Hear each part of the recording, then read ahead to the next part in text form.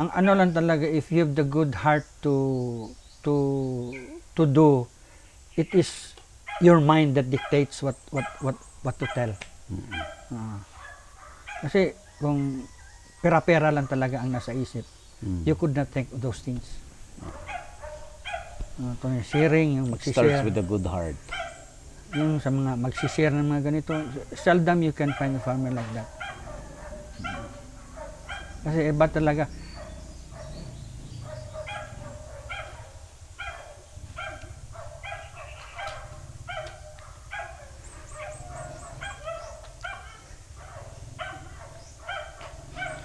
I can imagine, mahirap talaga noon.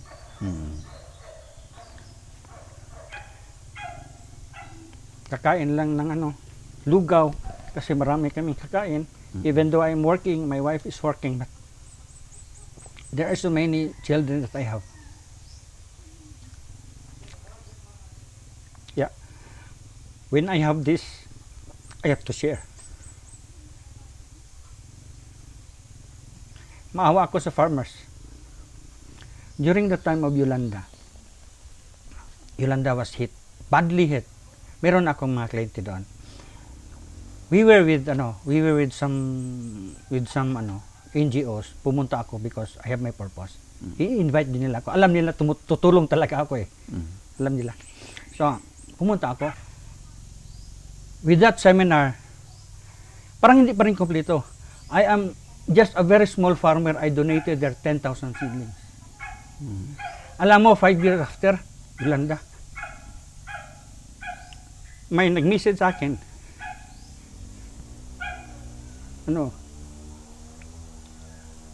Kumikita na sila ganyan.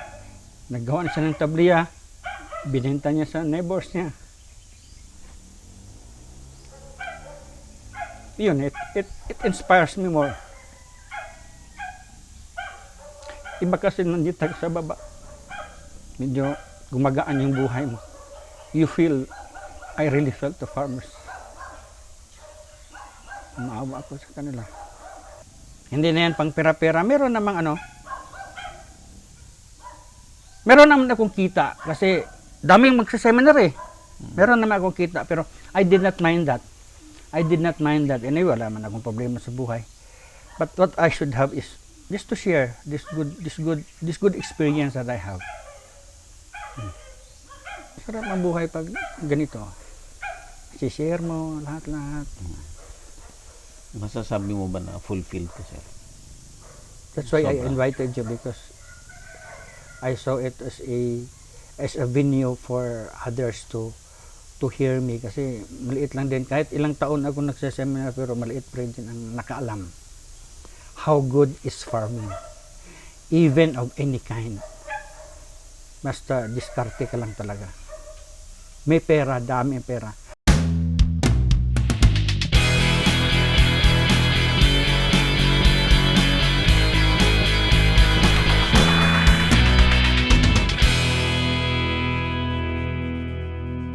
Available na po ang agribusiness merch sa Shopee. Ang link nasa description box. The cacao itself have its characteristics na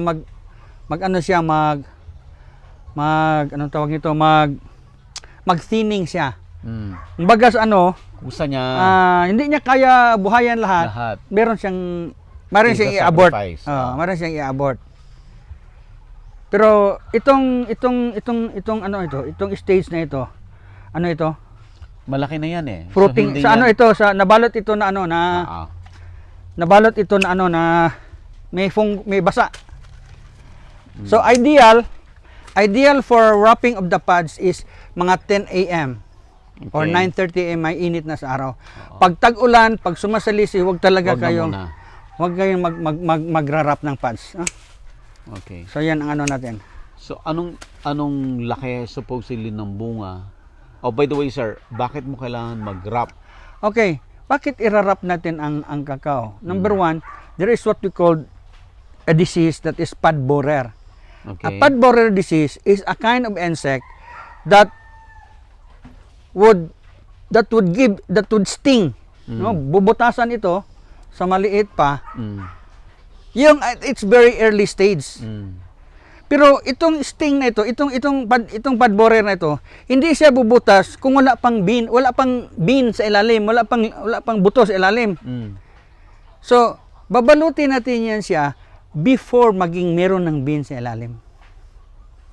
Kasi pag may bean na yan, doon na yan papasok. Mm-mm. So unahan mo siya. Unahan. Parang ano din ito, ang principle of condom, yun din. No? Uunahan na natin para, once it is babalot na, pagdapo niya dyan, hindi na siya may cellophane eh. The size of the cacao that would be wrapped is between this thumb size and then the biggest is this one. Battery size. Yan, ito.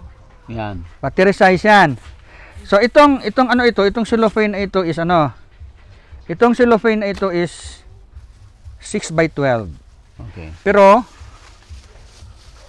true and true siya. Kasi pag umuulan siya, pag makapasok ang tubig diyan, didiretso din sa ilalim. Oo. Pero if it is already bigger, then padrat can no longer there. Okay? Yan, ganun lang. Isa lang ang dito, bawal dito. Huwag kayong mag-hire ng tagabalot ng kakao yung mga marites. Kasi magsabi yun sila, may butas dito, doon papasok yung yung mga marites, yung mga chismosa. Baka magsabi siya sa dito na, oy, may diyan, may butas diyan, diyan kayo papasok. Chichismis niya. Chichismis niya ang insekto. May marites din pala sa kakao, sir. Ate, marites ka ba? Hindi yan. Yep. Ay, sir, konti lang. Ha? Konti lang. Konti lang. Pag curious lang. Ito rin, So, sir, oh. this is the biggest one. Okay. Ito rin, Oh, sira paano na na rin, yan? Oh. Ito yung Ato, hindi nasira to? sira na yan. Sira na rin, no? Ito yung hindi nabalot na kaligtaan yung mga nandun. Tingnan Oo. natin.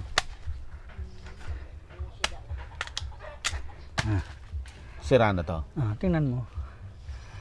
Ang trabaho kasi ng pad borer is mag-sting siya sa maliit pa siya and then mag-lab larva and then yan sa ilalim. So, sayang. Lahat na yan, no? Laki pa naman. Yan. So, ito, sir, tanggalin din natin. Ayan po, oh. Yan. It will not reach its ripening stage. Wala na. The next one for cacao is you have to control this. Aside from pruning, meron ka rin pruning dito sa baba. Ito. Itong mga ganito. So you have to pull out all of this, no? Yan. Oh. Because, sir. Yan. Yan. Yan. Tanggalin mo lahat yan. Tanggalin mo lahat Okay. yan. This is matakaw ito sa abono. Kakainin lang niya yung nutrients. So, supposedly, pupunta doon sa Na bunga. supposedly pupunta sa magpa-flowering siya or whatever. Napupunta sa kanya. Pupunta. Ang tawag diyan is water sucker. Talagang Water sucker. Okay. talagang sucker ang niya term eh. Oo. Okay. Pagdating diyan, meron kang nakikita na ganito, it is from the branch of the hair. So i-preserve mo yan para meron ka ng branch na ulit dito. Kasi kulang ka sa branch. Okay, kulang ka sa branch. Akala ko dito galing seedling pala. Yan, ito. Walang branch papunta doon. So yan. But this one covers the puno. Oh. Maliit pa siya, kunin mo na. Kasi it will be a big stress for this cacao if malaki kukunin mo. So open siya. Okay? Yan. Yan.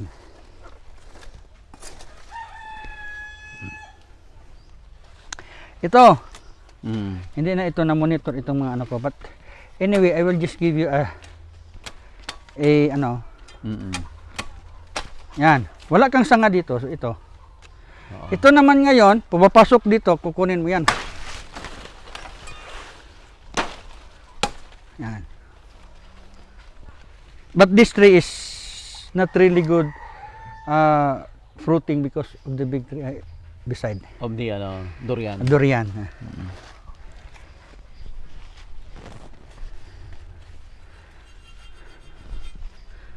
Pwede mga ganito, pwede ka na mag-design ng ganito, okay? Mm. Dalawang sanga yan, kunin mo ito. Yan. Yan. Ito ang iwan mo.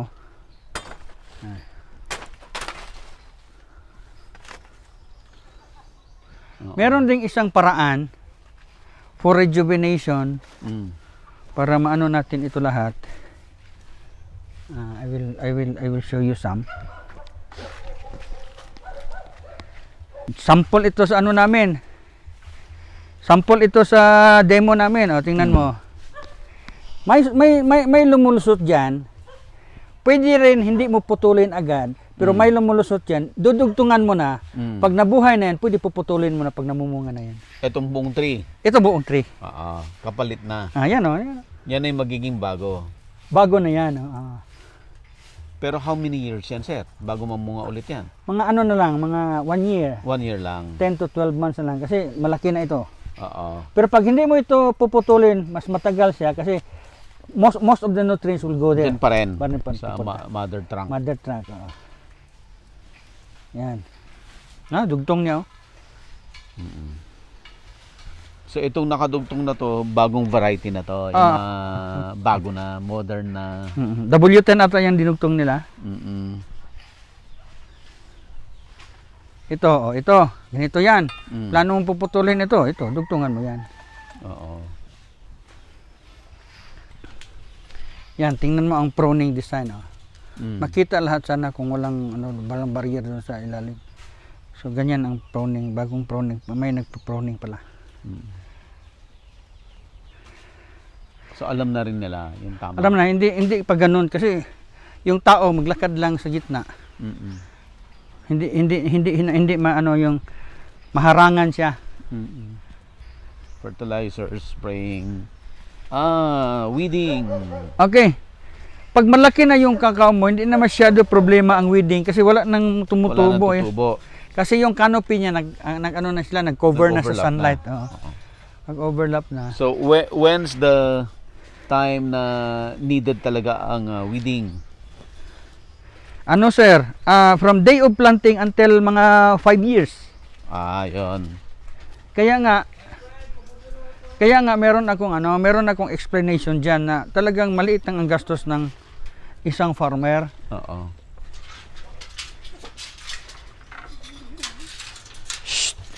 Hindi kakagat yan, sir. Hindi.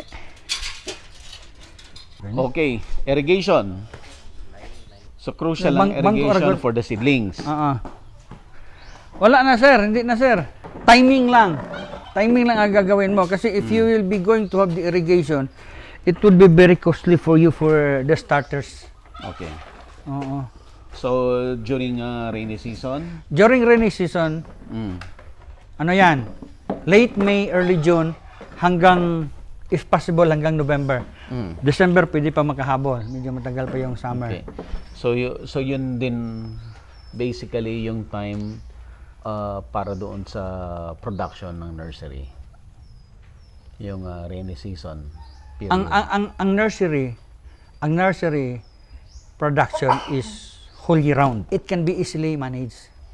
Yeah, but kasi you need intact to siya. you need to irrigate them. Yung Seedlings, newly spray lang, established. water lines lang. Ganyan lang. Water lines lang. And then during the field planting, ang pinakamagandang gawin sa farmer is place any organic matter as basal. Yung old system kasi ng planting ng mga farmers natin, ng mga is they are placing the synthetic one, half kilo, 1/4 kilo para ma-boost yung But from my personal observation, mas maganda yung organic matter. Halimbawa, coco coir, coco peat. Yung mga coconut husk na malapit ng bulok. Di ba? Mabigat masyado dahil mabasa siya. Masyado yun ang ilagay mo sa baba. Because when heavy rain comes, magtatanim ka doon, siyempre, meron din tubig na masasipon doon sa butas. Yung tubig na doon na nasa siphon sa butas, hindi na yun magpupustro. Why? Because you are placing a porous material like coco wire, coco peat, chicken dung. ipot ng ano lahat ng mga animal waste. Mm. It can be done there. When it rains, doon sa ilalim mababasa yan kasi through gravity. Mm-mm. Pag mabasa na yung porous material like those plant waste, mga bagaso, basta yung mga rotten na mga rice straws, yung rotten na ng mga corn cobs, lahat ng mga nandyan sa blower ng isang galingan, pwede yan as basal kasi it would hold water. Pag tag-init, doon yun kukuha ng tubig yung mga roots.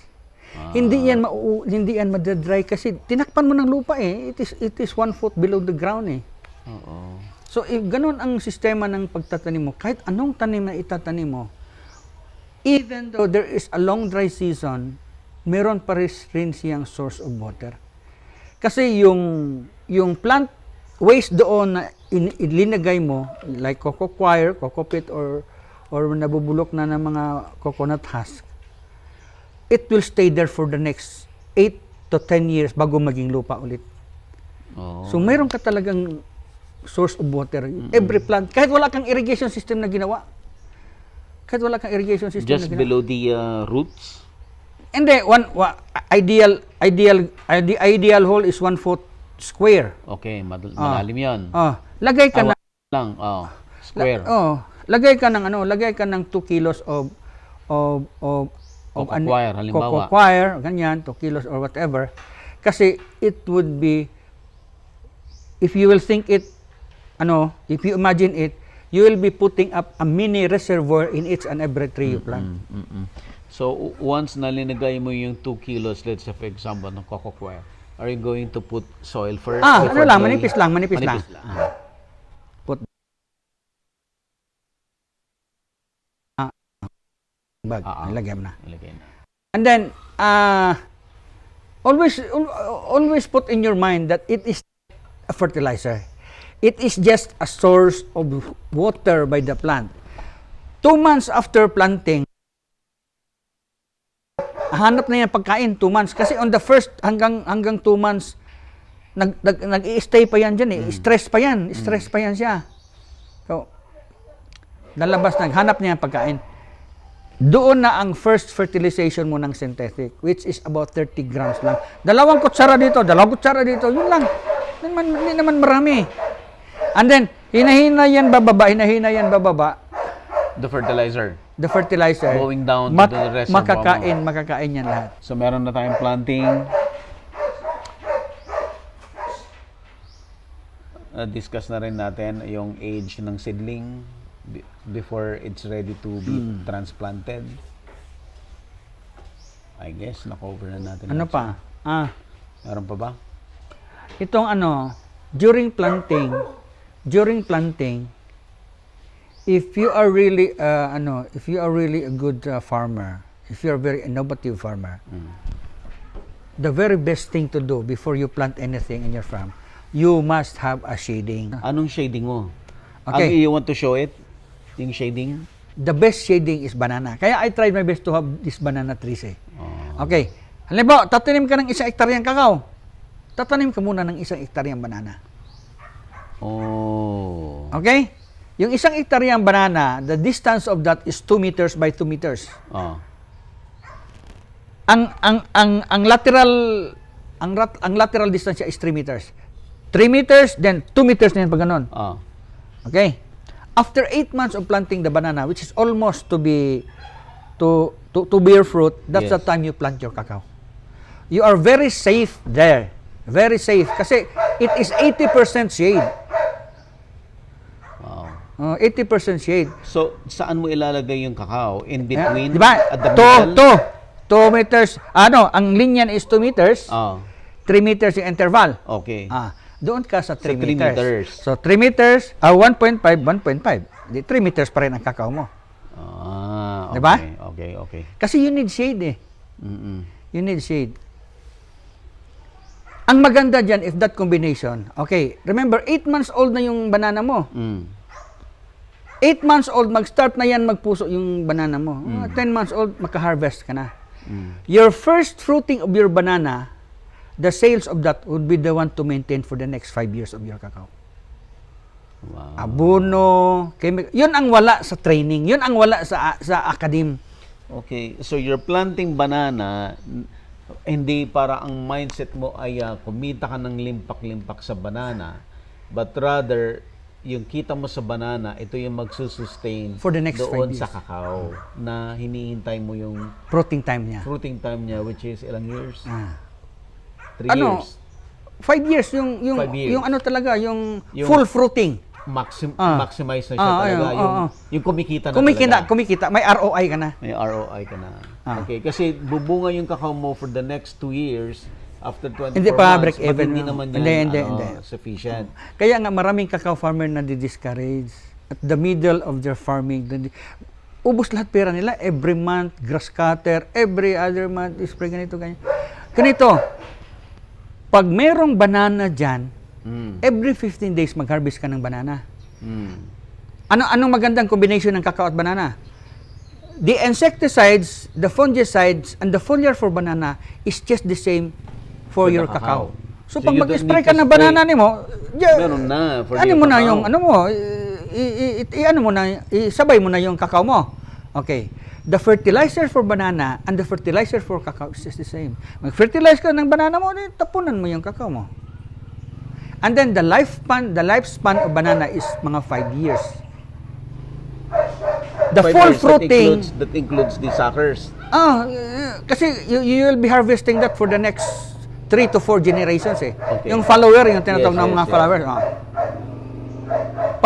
Pag ganun ang pag ganun 'yan, yung banana mo bababa na yung production, Pataas naman si cacao. sumisipa naman si cacao. Saan ang malaking gastos diyan? Wala. That is how I explain to the farmers. Yung maganda talaga yung wala pa nag-start. Ano to mga to? Banana 'yan. Banana to. Banana seedlings intended Seedlings for to. Ready Visayas. for delivery to. Airport. Ano Bukas. dadalhin sa airport? Kumikitang kabuhayan din ang seedling ni Sir. Ang banana seedling. Malaking Through kita. tissue culture. Masarap yan, yung banana na yan. Oh, yung lakatan. Yung orange pulp. Oo. Matamis. Oh, yung matamis. So ito pa yung nursery ng banana. Yes.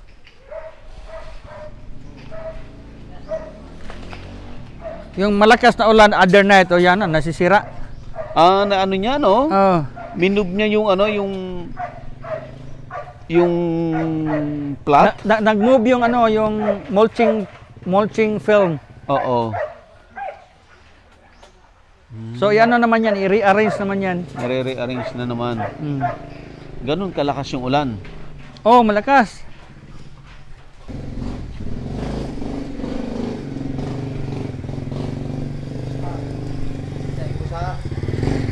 Ay, Nga pila kilo na. Tanan. 'di ba?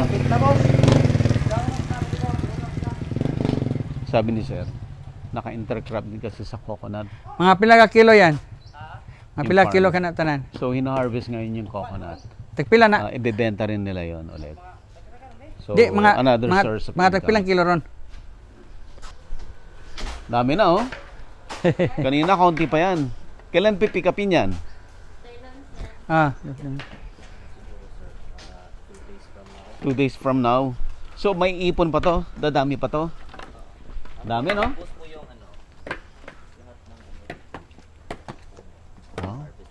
Ilang puno ang meron dito sa farm, sir? Ilang coconut? Before, kompleto yan, number of trees, 100 trees per hectare. Pero ngayon, wala na kasi meron ng mga pinutol namin intended for nursery, intended for this. Oo. So, ilang training trees area na lang to? 72 po, sir. 72 trees, ito yung na-harvest. Ah. Kulang pa to. Nag-harvest pa. Sa Pikas, nag-harvest mo sa Pikas? Oh, mga tulo ka biyahe dito, sir. Wow.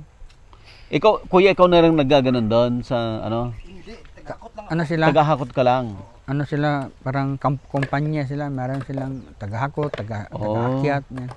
Uy, na ano yun? Anong gagawin mo doon? Nabiyak na. Asama pa rin yan. Bibilin pa rin nila? Mm. Pag ang coconut farm ninyo is intercrop with cacao, lalaki yung bunga. Hindi ito ganito noon eh. Lalaki yung bunga at saka bibigat yung laman. Bakit siya lalaki at tataas yung production mo? Sir, sagutin ko. Kasi naka-absorb siya ng fertilizer from the cacao. Very. That's right. Yeah. Kasi every 3 months ka nang absorb. Yung cacao namin yan, every month namin kasi kinuna namin ng sayon eh. Oo. Bugbog siya. Natawa si So kinain. Whether lagyan mo yan ng ano doon, ng karatula doon na, hoy, niyog, wala kang kasali sa fertilizer, talagang kakain yun. Kakain talaga siya. Tingnan mo, malaki. Pero noon mga ano yan. Those are the advantages. Hindi kayo nagbubuko, nyug talaga? You prefer nyug rather than buko? Ang buko kasi ano din, hindi masyado ano dito kasi Hindi maraming dito. nagbubuko sa malalapit sa city. Oo. Kasi very costly na pag dito pa sila kukuha. Oh, I see. It is the overhead expenses of Oo, yung howling. Howling. So ganyan na talaga siya. So ito, ano to, ibebenta nila sa palengke or gagawin nilang kopra? Ano yan? Whole nut, ibebenta yan sa Franklin Baker, which that company or gumagawa ng Oil. ng desiccated coconut. Coconut, okay. Desiccated, yung panglagay ng mga ano, parang coconut flour. Oo. Basta harvest, benta. Ito, pero yung sa cacao ko, pinoprocess ko. Di nag-value adding ako, pero ito, Hindi na. yun na. Hindi ito yung main crop mo. Hindi Bonus rin sa mo lang ngayon. to. Sa ngayon. Add-on lang. Nung una kasi yung mga ano, yung mga ibang farmers na nagsasabi, alam mo sir, nung una sir, ang main crop talaga namin is coconut. Pero ngayon, nung tanong kami ng cacao, nare-reverse na, nalilimutan namin yung coconut. Na-harvest na ba o wala? Kasi every month ka sa cacao eh. Oo. Meron kang harvest, lalo na kung mga 15 or 10 hectares. Wow. Ilalim kakawan yan ako. Napakaganda ng niyog mo, napakaganda pa ng kakao mo. Dami bunga ng nyug. Oh. Mm. Ano to mga to, sir? Bote ito for banana sa laboratory. Ano ito? So, sir, ito nabibenta mo rin to? Pag Hindi, bote binili pa ko lang. ito. Oo, pero yung Binili pag ko may ito laman sa na, nag-close na mga tissue lab dahil sa pandemic. mga nag-close. Wala silang market eh. Ako advantage ako sa kanila kasi meron akong office sa Luzon at saka sa Visayas. Ano talaga, no? Sir, ang key talaga na i-in place mo yung market mo. Yun man. Lumakas siguro pa ang sales mo ng pandemic. Sa totoo Mas lang. mas lumakas Oh, itong mga planting materials. planting materials. Yung mga bunga, damage Bunga. din yung bunga ko. Oo. Kasi ano siya eh, walang truck na makapasok ng Oh, Luzon. but anyway, at least pwede mo naman i-process. Hindi ka naman nagmamadaling ibenta. Yun, pwede. Oo. Palengke, mura lang. Pero but anyway, napira pa rin. Pera pa rin. So, pang tissue culture to. Pag tissue culture. Ano yan, sir? Binibenta mo rin yung may laman yan na tissue culture? O hindi, Wala. i-grow mo lahat? I-grow ko lahat. Pero if the buyer is within Mindanao, binibenta ko yung may replant, may restem. Yung ganito pa kalaki sa baso. Pwede ko may isa kay sa aeroplano yan? Hindi. Bawal. Pwede. Pwede? Makakalusot? O kailangan na permit? Wala na. Lagay lang sa mga damit. Or box. Yung ano natin, yung planting natin, Mm. 'di ba? Pag 8 months na siya, Mm. tanim ka na ng kakao. Mm. 10 months after, nagpupuso na yan. Mm. 9 months, nagpupuso na yan start, and then 10 months or 11 months, mag-harvest ka na. Ang first fertilization, Harvest ka ng 11 months. nung Itong tissue culture. nung saging. Nung banana. Yung lakatan. Kainin mo na. Yung kakainin. Harvest mo na. So, kikita ka na dyan. Meron ka ng pera dyan as sales. Meron ka ng kita sa sales mo. Ang edad ng kakao mo na tinanim mo is 2 months old na. That's the time your first fertilization will be done. Doon ka na kukuha ng ng pambili. maintenance doon sa saging mo. And then that banana will stay there for the next 5 years. Magdi-deplete yun, mag-deteriorate yung saging mo kasi yun lang talaga ang lifespan niya. Full blast naman yung kakao mo. Okay. So, lahat nung, maiba lang tayo konti, sir, ha? So, lahat ng suckers mo from the banana, after 5 years, dispose mo na lahat yun? Wala pa. Meron pa yan dyan. Pero huwag mong i-eradicate yan. Okay. Kasi pag may tutubo pa, may saging ka pa, may pagkain ka pa sa mesa. Banana and cacao will fight for survival. Okay. They will fight for survival. Definitely, cacao will win the battle. Bakit cacao ang mananalo? Okay. Putol ka ng saging kasi namunga na siya, putol ka, kinuha mo na yung bunga, merong bagong shoot na lalabas. Yung shoot na labas na bago, malaki, 5 years old na yung cacao, mataas ng canopy niya. Yung bagong suhi na lumalabas, hindi na yan mainitan ng araw. It will die in its natural death. Puno ito ng saging noon. Talaga? Oh. Naano ito sa banana. Banana talaga ang kita ko noon. Then dumating yung time na nag-deteriorate ng banana. Ito, namumunga na siya. Okay. Before planting the cacao, banana ang tinatanim mo. Before planting the banana, di ba, linisan mo yung farm mo. Halimbawa, meron kang 1 hectare. Linisan mo yung 1 hectare mo kasi tatanim ka ng banana. Do not plant outright the banana. Ano? Plant first yellow corn, sweet corn, kikita nga. Ang purpose kasi dyan, or ang principle dyan is always overcome the growth of the grasses. Yes. Kung hindi mo yan ma-overcome yung growth of the grasses, uubusin mo pera mo dyan. Okay, tanim ka na ng mais, tanim ka na ng yellow corn or sweet corn, whatever. Pag edad ng corn mo ng mga 90 days after planting, 60 days after planting, taga dito na siya. That's the time you do the layout and staking For the intended banana. for the banana. Tanim ka na agad sa bananas. Pag harvest mo ng corn mo, what kind of corn it is, mga 4 months to 5 months yan, 140 to 150 days. Or 180 days. Depende kung dry corn ang pagbibili mo, yun, aabot ng mga ganun na edad. Pagkuha mo doon, mataas na yung banana mo, ganito yung kataas. You can still plant one time for your Corn again. corn again, but limited na yung number of Bawas hills. ka na. Okay, nalaki na yung dito. Okay, after harvest of that, malaki na yung banana mo, almost na siya, almost fruiting na siya, yung banana mo. Pagkatapos mo pagputol ng cord mo, doon na papasok yung mga kalabasa, yung mga root crops na or mga yung gumagapang na mga sweet potatoes, yung melon, kalabasa, yun. Kasi pag mo-cover yan ng kalabasa yung area na yan, mas maliit yung gastos mo sa maintenance. Kikita ka pa. Ginagawa mong ground cover. Ground cover. So, before 15 days before harvest of your tatapasin mo yung mais mo, magsisidling ka na ng whatever you want na nagkukrol. Anyway, kung aakyat yan sa banana mo, hihilain mo lang yan. So those are the very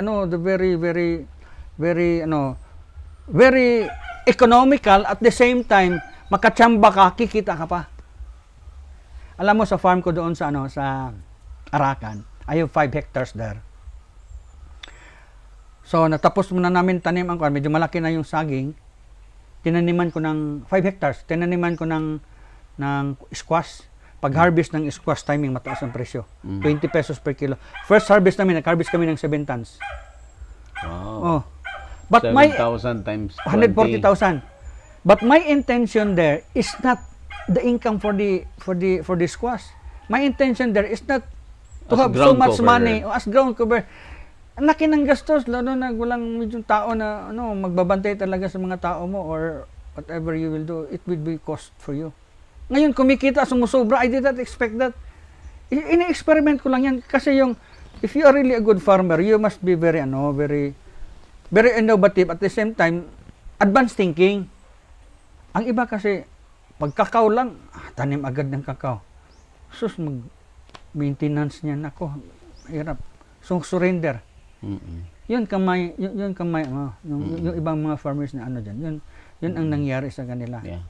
You need cash crops while growing the cacao yun, para meron kang source of income. Kung malaki talaga ang farm mo, ang ginagawa ko sa farm ko doon, kasi I have about 50 hectares dire. Anong laman ng 50 hectares? Kakao at saka saging, at saka mangustin, at saka niyog. Na, may Nilagyan ko na harvest lahat. yun. May harvest yung Wala pa, banana. bago yun mga ano. Puro After bago. after na yung mga anak ko nakatapos na. Anyway, yun, ganun yun. Ang ginawa ko doon is miniting ko yung mga tao ko. Sila doon, mga 30 sila doon, mas marami doon kaysa dito eh. 30. Sabi ko, gusto niyo bang mag livelihood? Kasi they will go to the farm at 6 AM, mag-end sila ng 3 PM. So meron pa silang time 3 PM hanggang alas 6. 6. Ano pa yung alas 6 eh. Sabi ko sa kanila, bibigyan ko kayo ng livelihood. Ako bibili ng seeds, ako lahat, abono lahat, and then reverse natin doon kasi ang patakaran doon is 75-25. 75 yung sa farmer na nagtatrabaho, at 25 lang sa farmer, 75 yung sa may-ari ng lupa. Ang sa akin, rini-reverse ko. 25 lang yung sa akin, 75 ang sa kanila. So, natuwa sila. Sabi ko, sige, deduct natin yung lahat, abono, kasi kayo man din magkuha na abono. So, yun ang ginagawa nila. Hindi nila nakita na yung lupa ko lahat, napakalinis because they planted any kind of vegetables. Kumikita sila at the same time nag-benefit ako kasi hindi na ako nagpa-cleaning sa sila na mismo because they have their own plants there.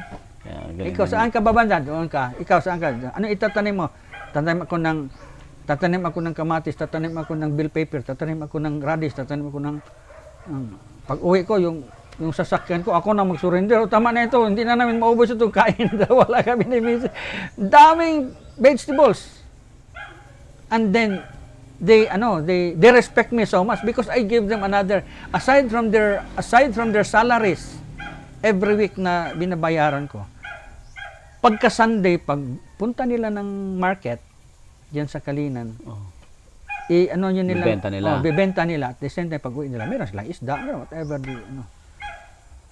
Pero those are just technique. Hindi naman din sila inaabuso kasi livelihood din nila.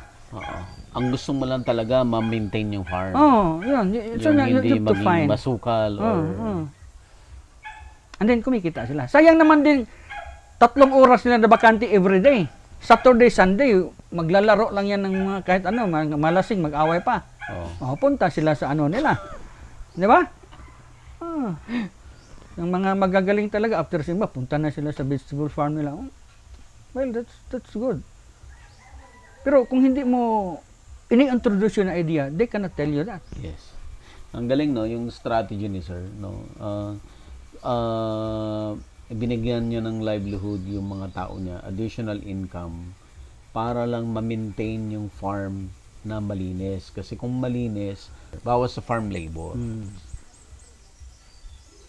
And eventually, dahil bumaba yung cost mo, tataas ngayon ang kita mo doon sa pag nag-harvest ka ng banana and cacao. And then they will even protect you. Yes. Sir. So, ganun ang mga experience ko. And then,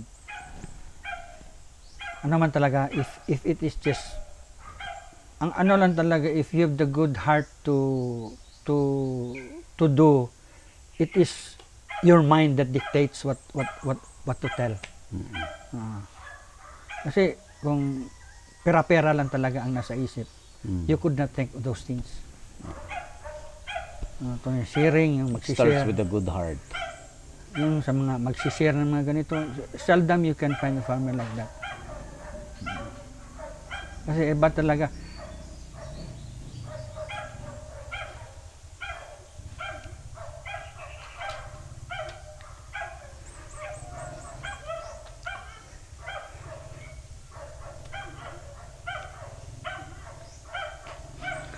I can imagine, mahirap talaga noon. Mm. Kakain lang ng lugaw kasi marami kaming kakain. Even though I'm working, my wife is working, but there are so many children that I have. Yeah. When I have this, I have to share. Maawa ako sa farmers. During the time of Yolanda was hit, badly hit. Meron akong mga kliyente doon. We were with some NGOs. Pumunta ako because I have my purpose. I-invite din nila ako. Alam nila tutulong talaga ako eh. Alam nila. So, pumunta ako. When I went there, parang 2 beses lang ako nakapunta doon. Nilibre nila yung plane ticket ko. Parang kulang talaga. I think it should be like that. So, wala ng budget, so wala nang magawa. Sila din, wala na rin. So wala na yun sa kanila because they just do what they're doing. But sa akin, wala. I spent my own money. I went there back. Seminar ako doon, ganyan, seminar. And then, kinakluster. Meron naman akong friend doon na military na malaking rango. Siya ang nag-initiate kung saan ako pupunta, doon ganon. Doon ako natutulog sa kampo. Hindi ako makagasto. With that seminar, parang hindi pa rin kompleto. I am just a very small farmer. I donated their 10,000 seedlings. Alam mo, 5 years after, Yolanda, may nag-message sa akin.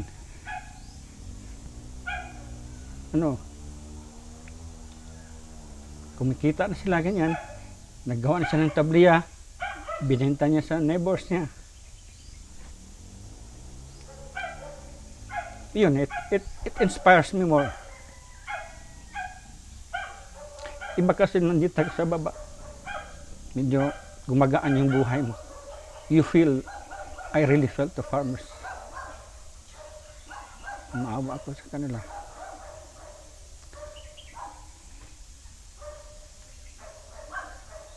Yung mga anak ko, sabi na, huwag ka na magtrabaho kasi ganito, ganyan, kami na bala sa'yo. Kaya yung maintenance ko, kaya namin yan, ganito, ganyan, kaya huwag ka na, kasi, matanda ka na. No. I feel empty pag nandito lang ako palagi. So, I have to go. Pumunta ako sa Cebu na ako by next. Ngayon, it will be a start for me to go again to Luzon and Visayas. Hindi na yan pang pera-pera. Meron naman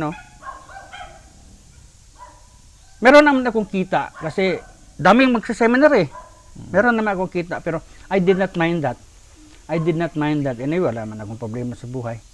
But what I should have is just to share this good experience that I have. Yung na-audit, doon ako sa Cebu. Yeah, doon ako na abutan ng audit sa Cebu with my daughter there. No, when I went with those cooperative that I met, pupunta tayo ng yung mga mga pinaka tinamaan ng audit, pinuntahan na. I opened a free seminar. Yun, pupunta ko ng Cebu. That's part. Yung isa namang seminar ko, mahal yun. Kasi sa hotel kami, mga mayayaman yung mga farm.